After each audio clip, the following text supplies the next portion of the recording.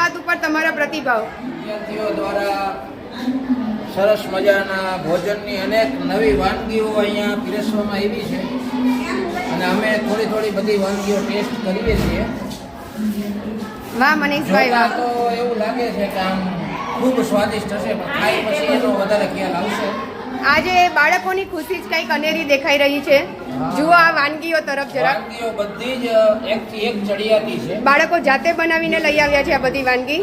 ગઢવીભાઈ, આ બાબત ઉપર તમે બધી વાનગી બની છે. સરસ, બાળકોએ બહુ જ સરસ બનાવ્યું. બધું જ સરસ છે, સ્વાદિષ્ટ છે, સુગંધ આવે છે ને ત્યારથી જ મોઢામાં રસ આવવા માંડે છે.